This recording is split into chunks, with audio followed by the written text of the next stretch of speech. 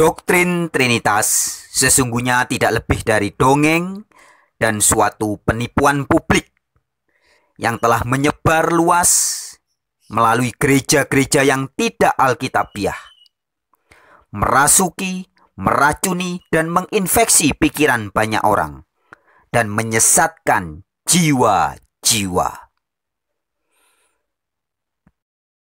Sobat-sobat wartawan Injil dimanapun berada, kembali bersama saya dalam channel Wartawan Injil, sebuah pewartaan, pemberitaan, pengabaran terkait hal-hal Injil atau kabar baik yang tertulis di Alkitab untuk bangsa Indonesia. Ya, baik Sobat Warin, pada kesempatan kali ini saya ingin menjawab pertanyaan dari beberapa orang yang mengajukan pertanyaan. Pertanyaannya begini, jika doktrin Trinitas memang tidak alkitabiah, tapi kok bisa bertahan lama ya, bahkan sampai zaman now masih dipertahankan oleh banyak gereja? Jawaban singkatnya adalah karena penguasa dunia ini adalah iblis. Ya, untuk waktu yang sementara iblis berkuasa atas dunia ini. Sehingga jangan heran jika hari ini banyak hoax. Bukan hanya di dunia gereja seperti doktrin Trinitas ya. Di dunia kehidupan sehari-hari kita banyak ketemu dengan hoax, kebohongan, penipuan.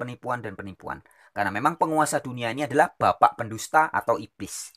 Itu jawaban singkatnya. Tapi kalau berdasarkan doktrin Trinitas, jawaban yang bisa kita analisa juga adalah doktrin Trinitas dipertahankan dengan penipuan atau hoax, dan yang kedua dengan tekanan atau fitnah dan kekerasan-kekerasan. Jadi dua hal ini yang membuat doktrin Trinitas masih tetap bisa eksis sampai zaman now. Ya, saya pribadi sudah sejak tahun 2002 saya menyadari kekeliruan Trinitas. Kemudian saya mulai berdebat dengan banyak orang. Mungkin kalau sampai sekarang sudah ribuan orang ya.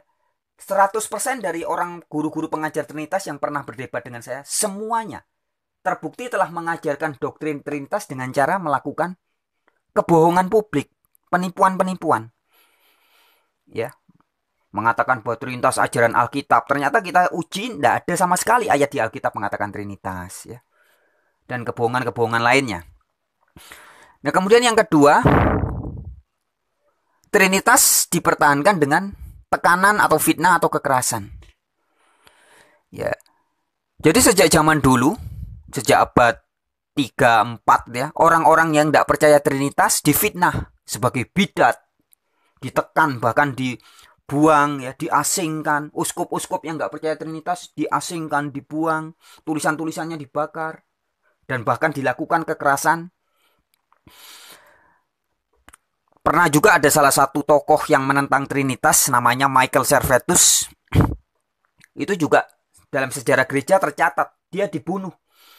Ya, dibunuh, dibakar hidup-hidup karena menolak Trinitas. Yang bakar hidup-hidup itu atas perintah dari John Calvin. John Calvin itu dedengkotnya gereja Reform atau gereja penganut paham Calvinis ya, maka pengikutnya disebut Calvinis karena tokoh pujaannya adalah John Calvin.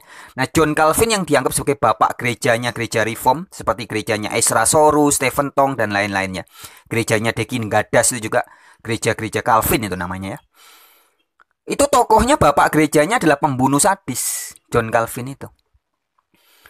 Dan itu sebabnya kalau di zaman now ya. Jadi kalau di zaman dulu yang nolak Trinitas tuh dibuang, bahkan dibunuh ya. Nah, kalau zaman now, orang-orang yang nolak Trinitas seperti saya dan teman-teman saya, Pak Beni Irawan, orang-orang Unitarian ya, kita sering sekali difitnah sebagai bidat lah, sebagai goblok, nggak ngerti kitab suci, nggak ngerti sejarah ya. Kita selalu difitnah. Ya, kalau di Indonesia ada orang-orang seperti Pak Bambang Nursena, itu dari dulu memfitnah ya, memfitnah Unitarian katanya politeis lah, Unitarian bidat ya. Zaman sekarang juga ada seperti orang-orang seperti Gracia Pelo, muridnya Bambang Nursena. Kemudian juga ada Deakin Gadas yang dalam channel-channel YouTube-nya sering sekali memfitnah saya, Beni Irawan dan teman-teman saya sebagai politeis katanya ya, tidak monoteis. Kemudian apalagi bidat, sesat dan sebagainya. Nah, jadi memang dua cara ini, menipu atau melakukan hoax dan melakukan tekanan atau fitnah dan kekerasan, inilah cara yang bisa dilakukan oleh para pengajar Trinitas untuk mempertahankan doktrin Trinitas. Karena tanpa penipuan dan tanpa tekanan-tekanan, Trinitas pasti bakal ditinggalkan orang. Jika hari ini sobat-sobat Warin, kita tanya kepada orang-orang yang gereja ya, banyak orang-orang gereja sebenarnya ragu dengan doktrin Trinitas. Bahkan banyak yang nggak paham sama sekali. Tapi yang ada dalam pemikiran mereka bahwa pokoknya kita harus ngakui Trinitas. Karena kalau nggak percaya Trinitas, maka akan dibilang sesat. Ya. Jadi sudah ada stigma, sudah ada klaim, tekanan ya.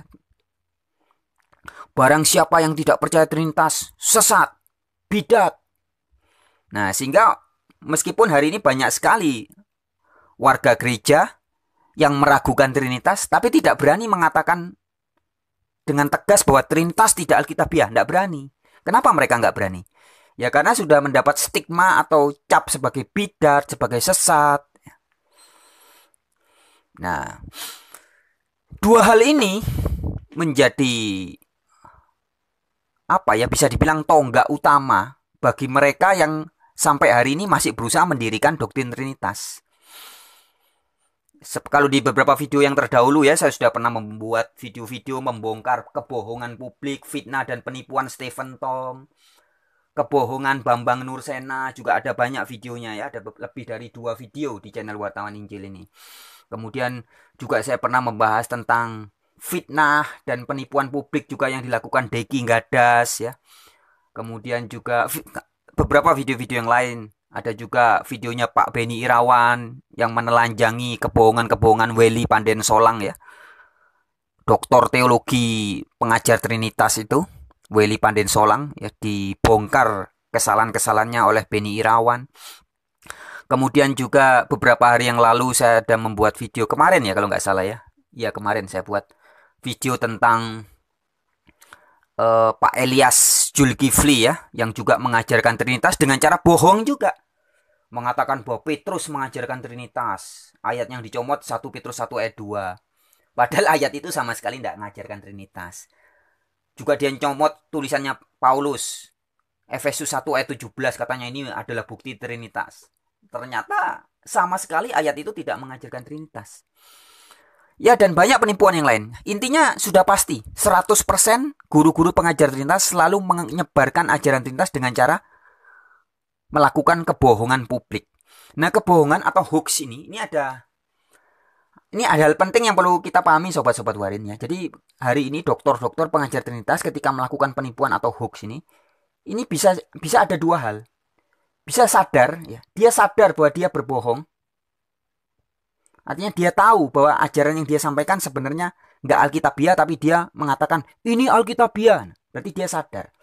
Tapi banyak juga orang-orang yang tidak sadar.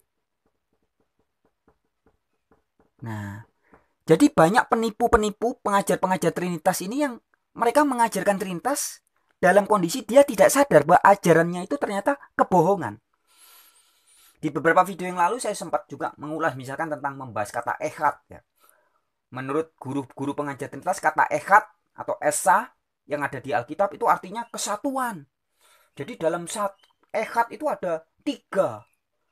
Allah kan dikatakan Elohim itu ehad. Berarti Elohim itu 3, kesatuan. Banyak guru-guru pengajar Trinitas yang nggak sadar bahwa ketika mereka mengatakan bahwa kata ehad itu berarti kesatuan, itu sebenarnya sedang melakukan pembohongan publik. Tapi dia tidak sadar karena dia diajarkan itu di sekolah-sekolah teologi turun-temurun ya, sehingga mengira argumen seperti itu adalah argumen yang benar. Padahal itu kebohongan. Dan banyak contoh-contoh yang lain ya. Jadi penipu-penipu pengajar Trinitas ini bisa 2 hal, 2 macam. Yang satu sadar bahwa betul-betul Trinitas sebenarnya tidak alkitabiah, tapi karena demi mengajarkan Trinitas pokoknya harus diajarkan. Mereka sadar. Atau kelompok yang kedua, mereka tidak sadar. Dan ini banyak biasanya. Banyak pendeta teolog-teolog di Indonesia yang tidak sadar bahwa ketika mereka mengajarkan Trinitas, sebenarnya mereka sedang mengajarkan kebohongan atau penipuan publik tanpa mereka sadari. Itu ya. Nah, kalau yang kedua, tekanan, fitnah, kekerasan ini jelas dilakukan dengan sadar ya. Seperti Deki Gadas memfitnah Beni Irawan, memfitnah saya, memfitnah Unitarian, dia tahu ya. Dia ngerti bahwa saya sebenarnya bukan politeis. Karena Unitarian itu jelas bukan politeis, tapi dia marah memfitnah, memutarbalikkan kata Unitarian politeis.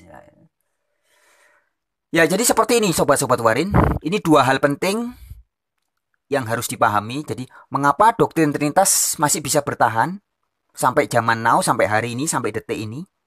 Ya, karena doktrin Trinitas selalu dipertahankan dengan satu, penipuan atau hoax, di mana dalam melakukan penipuannya ada yang sadar, ada yang tidak sadar.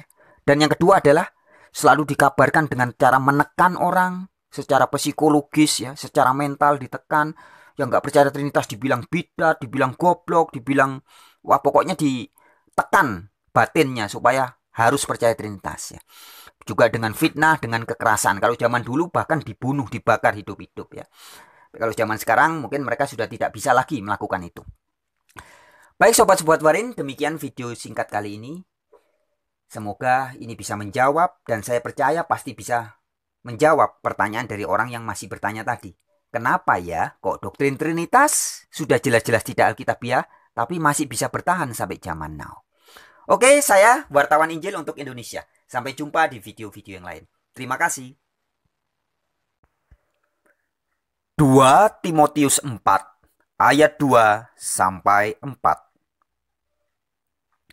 Beritakanlah firman, siap sedialah, baik atau tidak baik waktunya.